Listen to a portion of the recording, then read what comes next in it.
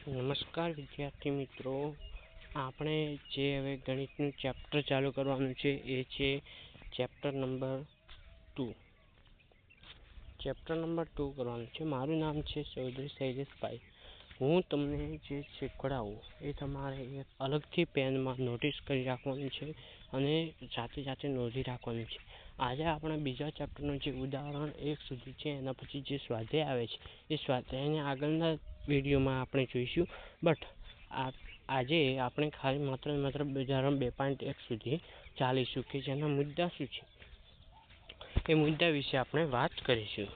તો મુદ્દા એટલે એમાં શું શું આપેલું છે એ તમને પહેલાં હું જણાવી દેવા માગું છું, એટલે તમને થોડી સરળતા રહે. ઠીક છે, તો મુદ્દા છે, આપણે પ્રથમ મુદ્દો છે એકપદી કોને કહેવાય, દ્વિપદી કોને કહેવાય, ત્રિપદી કોને કહેવાય, અને જો ત્રિપદી હોય તો એને આપણે બહુપદી પણ કહી શકાય. જો 3 એ આપણે ડિટેલમાં આગળ ભણીશું. ઠીક છે, આટલો માહિતી મેળવવાની છે અને એને ડિટેલ એક ઉદાહરણ આપેલું છે. એટલે આટલા મુદ્દા આજે આપણે કવર કરવાના છે. તો ચલીએ ક્લાસ સ્ટાર્ટ કરીએ.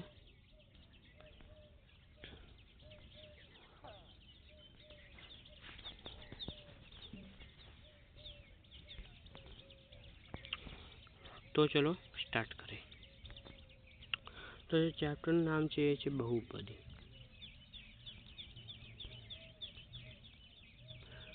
અગાઉના વર્ષમાં આપણે બેઝિક અભિવ્યક્તિના સરવાળા, બાદબાકી, ગુણાકાર અને ભાગાકાર શીખ્યા. આના વિશે માહિતી ન મેળવવાની હોય, બટ આપણે સરવાળા તમે શીખ્યા જશો, બાદબાકી શીખીશું, ગુણાકાર શીખ્યા છે અને ભાગાકાર શીખીશું. બેઝિક અભિવ્યક્તિના અવયવોનું પણ પાલન કરી શકાય. આપણે કેટલાક નિયમો આપેલા છે. આ નિયમો તમારે યાદ રાખવાનું છે. ગમે ત્યાં કોઈ પણ પરીક્ષાની અંદર આ પૂછી શકે છે. તો પહેલો નિયમ છે x² + y². ચલો આપણે નોંધી નાખીએ. ઠીક છે, x² + y². કૌંસની અંદર જો x² સ્ક્વેર આપેલા હોય તો એનો નિયમ બનશે. પહેલાનું આ જે આપેલું છે એ લખી નાખવાનું, પછી આ લખી નાખવાનું. આપણે સરળતા ખાતર લખશું. એમાં ઓલું ઉલટું હોય, પછી શું લખવાનું, આ કેટલા છે 2 છે તો 2 લખી નાખવાના. અને 2 એટલે આપણે ચલો થોડી રીતે આ 2 છે ને, જે આ 2 છે ને આ એક કોમન કાઢી નાખવાના. કોમન કાઢી અને એ જે પાછળ છે તમને આવડતો જશે, એમાં કોઈ રીતની જરૂર નથી.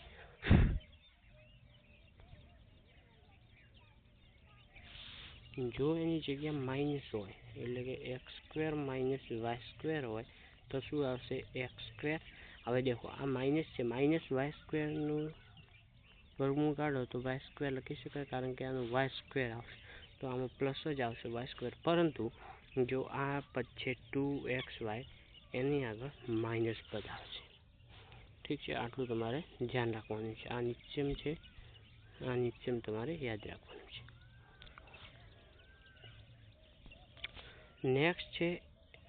નેક્સ્ટ કયો આપણે નિયમ આપેલું છે, x² - y². જો આવું આપેલું હોય x² - y² તો શું થશે, આનું એક વખત x + y લખી નાખવાનું અને બીજી વખત x - y લખી નાખવાનું. આ બંને ગુણાકારમાં આવશે, ડોટ. ઠીક છે, x + y, x - y. Ready, આટલું તમારે યાદ રાખવાનું છે. ચલીએ તો હવે આપણે આગળ જઈએ અને અવયવ પાડવામાં તેમનો ઉપયોગ કરવાનું પણ શીખ્યા છીએ. આ પ્રકરણમાં જેને આપણે બહુપદી કહીશું તેવી ચોક્કસ પ્રકારની બેઝિક અભિવ્યક્તિ અને તેને સંબંધિત કેટલાક પારિભાષિક શબ્દોની સમજૂતી મેળવું છું. અભિવ્યક્તિ મેં આપણે ચલાવ્યું કે એકપદી, બહુપદી આવાને જોઈશું. આ પ્રકરણમાં આપણે અવયવ પરમાણે ફેક્ટર થિયરમનો અભ્યાસ કરીશું અને બહુપદીનો અવયવો પાડવામાં તેમને ઉપયોગ કરતા શીખીશું. આ ઉપરાંત કેટલાક બેઝિક નિયમો અને તેમને અવયવ પાડવામાં તથા ચલની આપેલ કિંમતો આગળ અભિવ્યક્તિઓનું મૂલ્ય શોધવામાં ઉપયોગ કરીશું. હવે આપણે જે ટોપિક આ જે હતી એ પ્રસ્તાવના હતી, આ જે હતી એ પ્રસ્તાવના હતી, અને હવે જે ચાલવામાં આવશે એ આપણે ટોપિક અહીંથી સ્ટાર્ટ થાય છે. ઠીક છે, ટોપિક અહીંથી સ્ટાર્ટ થાય છે. ટોપિકનું નામ છે એક ચલ બહુપદી ભિન્ન કિંમતો ધારણ કરી શકે તેવી સંજ્ઞાને ચલ કહે છે. ચલ એટલે શું, તો કે ભિન્ન કિંમતો ધારણ કરી શકે, ભિન્ન કિંમતો ધારણ કરી શકે. આપણે થોડો વિડીયો મોટો બનશે અને ટોપિક થોડા જ આવશે, કવર થશે, કારણ કે MCQ પણ જાતે કવર કરી રાખવાના છે, સારાંશ કરી શકે આટલું એ રાખવાનું છે. ઠીક છે. તો શું એટલે શું, આનો અર્થ શું કહેવા માગે છે? તો આપણે ABCDના કોઈ પણ અક્ષર ધારીએ, ખાસ કરીને XYZ ધારીએ છીએ. તો ધારો કે X છે, તો હવે આ X છે, Xની કિંમત કોઈને માલુમ નથી. ઠીક છે. Xની કિંમત કોઈને ખબર છે? કોઈને ખબર નહીં હોય. પરંતુ જો દેખો Xની કિંમત શું હોઈ શકે? 1 હોઈ શકે, 0 હોઈ શકે, 2 હોય, 3 હોય, આવી રીતે ઇન્ફિનિટી હોઈ શકે. એટલે કે ભિન્ન કિંમતો ધારણ કરી શકે, ગમે એ કિંમત ધારણ કરી શકે, તેને કહેવામાં આવે છે ચલ. અને એને દર્શાવવામાં શું આવે છે? X, Y અને Z દ્વારા દર્શાવવામાં આવે છે. આટલું આપણે ચલ વિશે માહિતી છે એ તમારે નોટ ડાઉન કરી નાખવાની છે. આની PDF, ચલો PDF વિશેની આપણે વાત કરી નાખીએ. PDF આપણે ટેલિગ્રામ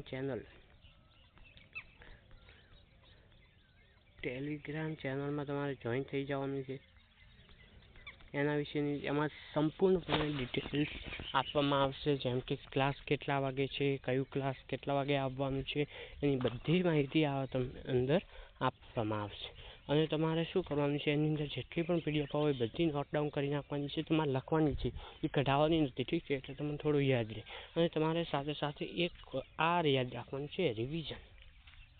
તમારે સૌથી વધારે જો કરવું હોય તો રિવિઝન. અને ગણિતની અંદર જો તમે મેથ્સ ભણો છો તો તમારે મેથ્સની અંદર પ્રેક્ટિસની ખૂબ જ આવશ્યકતા હોય છે. તમારે ડેલી જાતે બહીને દાખલા ગણવાના. ઠીક છે. તમે 9મું ધોરણ છો, 10મામાં પણ એ સૂત્રો આવવાના છે, અને સાયન્સમાં પણ આવવાના છે. જો તમે સાયન્સમાં જવાના છો, નહીં જવાના છો, કોઈ વાંધો નહીં, તમને આગળ કોમ્પિટિટિવ એક્ઝામમાં કામ આવશે. એટલે તમારે મૂળા તૈયાર તો કરવું જ પડશે, કોઈ છૂટકો નથી. ઠીક છે. તો મહેનત કરવા લાગી જો. આવતા વખતે બોર્ડ છે, ધ્યાન રાખજો. ટોપ કરવાનું છે. આપણા ક્લાસમાંથી જ ટોપર હોવા જોઈએ, કોઈની તાકાત ન હોવી જોઈએ કે બીજા આવે. ઓકે. તો ચલો આગળ જઈએ. ભિન્ન કિંમતો ધારણ કરી શકે તેવી સંજ્ઞાને ચલ કહે છે. ચલને XYZ સંકેતથી દર્શાવાય છે. નોંધો કે 2x, 3x, -x, -1/2x એ બૈજિક અભિવ્યક્તિ છે. એ કેવી છે? બૈજિક અભિવ્યક્તિ છે. એ થોડી વ્યાખ્યા આપણને યાદ રાખવાની છે. આ બધી બૈજિક અભિવ્યક્તિને અચળ પદ પ્રકારની છે. અચળ પદ છે. હવે ધારો કે આપણે એક અચળ પદ ગુણ્યા ચલ પ્રકારની બહુપદી લખવી છે, તો આપણને આગળ અચળ વિશે જાણતા હોય. ઠીક છે. આટલું કમ્પ્લીટ ટોપિક હોય છે. આપણી ચેનલનું નામ ખબર છે? Master of education. ડિઝાઇન કેવું છે એ બતાવજો કમેન્ટમાં થોડુંક. ઠીક છે. તો ચલો આપણે આ NCERTના જ ફોટા લીધા છે, કટિંગ કરીને લીધેલા છે. તમારે ધ્યાન રાખવાનું છે, NCERTથી મોટી કંઈ વસ્તુ નથી. ઠીક છે.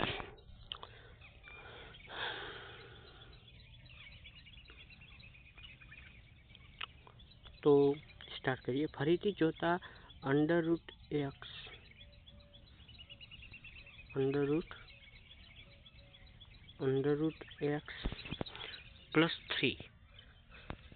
√x ને કઈ રીતે લખી શકાય?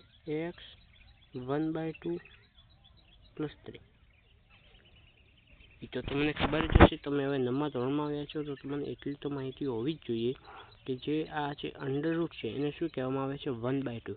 જો આની જગ્યાએ અહીં ઘનમૂળ હોત તો શું કહેવામાં આવતું હતું? 1/3.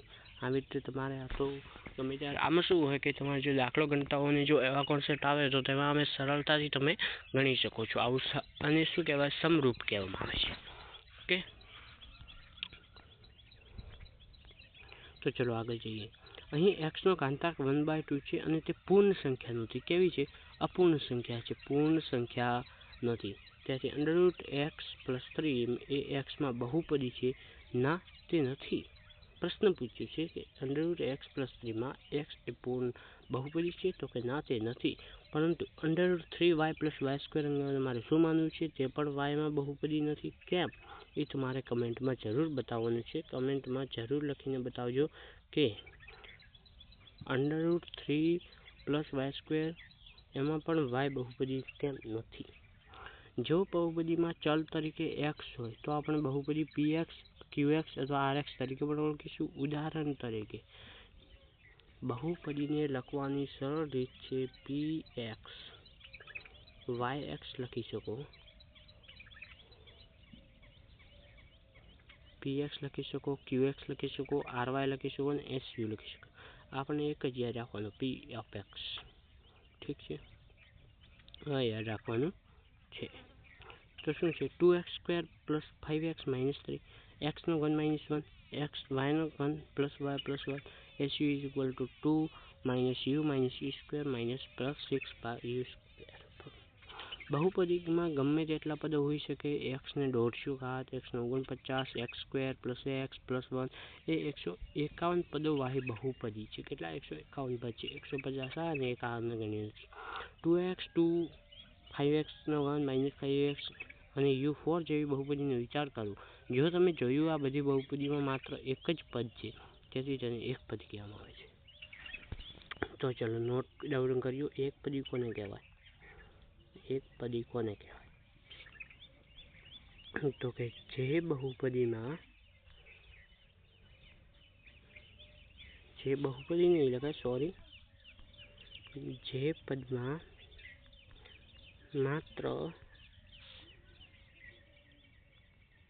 એક જ પદ હોય તેને એકપદી કહેવાય. ઠીક છે, એક જ પદ હોવું જોઈએ. દાખલા તરીકે આપણે જોઈએ, દાખલા તરીકે શું 2x 3x -5x ઋણ સંખ્યા પણ ચાલે, ઋણમાં પણ પદ આવી શકે. 3xy એટલે કે જે આપણે એક કોન્સેપ્ટ ક્લિયર કરીએ. હવે આને શું કહેવાય? આને પણ એકપદી જ કહેવાય. આ બધી એકપદી છે, કારણ એક જ પદ છે. બીજો પદ કઈ રીતે હોય? જો 2x અને આ વચ્ચે જો પ્લસ હોય, માઇનસ હોય, ગુણા હોય, ભાગા હોય, આવો જો પદ આપેલું હોય તો એને એકપદી કહેવામાં આવતું નથી. એને આગળ જોઈએ. ઠીક છે, ઓકે. તો આ કોન્સેપ્ટ તમારે લખી નાખવાની છે. આ વ્યાખ્યા MCQમાં પૂછાય એવી છે, એ તમારે ધ્યાન રાખવા જેવી છે. એકપદી એટલે મોનોમાસ. એક મોનો એટલે એક.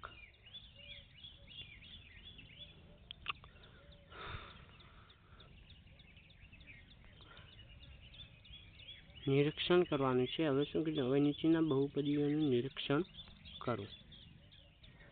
p of x બરાબર કેટલા છે? x + 1 x² - x y² + 9 15u - u². હવે આમાં દેખો પ્લસની નિશાની છે, આમાં માઇનસની નિશાની છે, આમાં માઇનસ છે, આમાં પ્લસ છે. આ દરેકમાં બે પદો છે, તેથી તેને શું કહેવામાં આવે છે? દ્વિપદી કહેવામાં આવે છે, બિનોમિયલ. તે જ પ્રમાણે બહુપદીની જો 3 ઘાત હોય તો તેને ત્રિપદી કહેવાય છે. ટ્રોમિનોઇડ્સ ત્રિપદીના કેટલાક ઉદાહરણો છે. દેખો આમાં બે સરવાળા છે, આમાં 3 પદો છે અલગ અલગ. એક √2 છે, એક x છે અને એક x² છે. એક u છે, એક u² અને એક u² અને 2. આવી રીતે 3 પદોનો સમાવેશ થયેલો છે. હવે બહુપદી 3x². આનો વિચાર કરો. ચલો 3x નો 7 ઘાત - 4x ની 6 ઘાત + x + 9. જો x ની મહત્તમ ઘાતવાળું પદ કયું છે? તે 3x ની 7 ઘાત છે. એ આપણે સ્વાધ્યાયમાં હમણાં પ્રશ્ન આવશે, એના રિલેટેડ પ્રશ્ન જોવાના છે.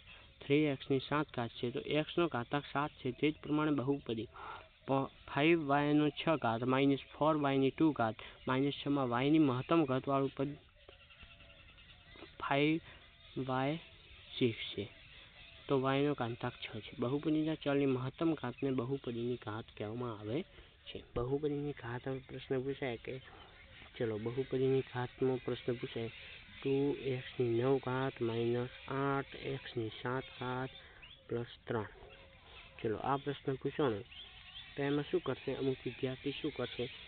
9 + 100. આમાં જો ઘાત પૂછવાનું કહે તો આમાં શું કરશે? 9 + 7 = 100. આવી રીતે લખીને આવી જશે, પરંતુ બતાવો આ ખોટું પડશે. આવી રીતે નહીં આવે. આમાં શું કરવાનું? તમારે એક જ કોન્સેપ્ટ યાદ રાખવાનો. તો આ એક x ની 9 ઘાત છે અને એક આપેલી છે x ની 7 ઘાત. તો આમાંથી જે પણ મહત્તમ ઘાત હોય, મોટામાં મોટી સંખ્યા હોય, એ તમારી ઘાત થશે. બહુપદી 5y² 4y² - 6 ની ઘાત 6 છે. શૂન્ય સિવાયની અચળ બહુપદીની ઘાત 0 હોય છે. શૂન્ય સિવાયની જે અચળ બહુપદી હોય એનો ઘાત હંમેશા માટે 0 જ હોય છે. તો હવે મેં કીધું હતું ઉદાહરણ આપેલું છે, તો ઉદાહરણ જોવા જઈએ આપણે. તો ઉદાહરણ ચલો જોઈએ. ચલો ઉદાહરણમાં શું કીધું છે? ઉદાહરણમાં શું કીધું છે વાંચો ચલો. નીચે આપેલી બહુપદીની ઘાત જણાવવાની છે. શું જણાવવાની છે? ઘાત. તો પહેલું છે એક્સની 5 ઘાત માઇનસ એક્સની 4 ઘાત પ્લસ 3. આમાં મહત્તમ કેટલી છે? 5. તો આનો આન્સર આવે છે 5. આવી ગયો 5. આમાં કેટલી છે? 8, કારણ કે મહત્તમ છે અને આ તો અચળ છે તેથી અક્ષનો ગાંધાક 0 હોય છે. ઠીક છે. Thank you. આભાર તમારો વિડીયો જોવા માટે. લાઈક અને શેર કરજો. હવે આપણે નેક્સ્ટ વિડીયોમાં શું જોઈશે, તો આપણે નેક્સ્ટ વિડીયોમાં શું જોવાનું છે એ આપણે દેખો. પહેલાં તો આપણે જે સ્વાધ્યાય આપેલું છે 2.1 આપેલું છે. ઠીક છે. સ્વાધ્યાય 2.1ના સભી ક્વેશ્ચન આગળના વિડીયોમાં જોઉં. નાના વિડીયો બનાવવામાં આવે છે કારણ કે થોડીક પ્રોબ્લેમ છે, ઇસ્યુ છે, ટેકનિકલ ઇસ્યુ છે. આપણે ધીમે ધીમે મોટા વિડીયો પણ બનાવતા જઈશું. છે અને ટેલિગ્રામ છે માસ્ટર ઓફ એજ્યુકેશન.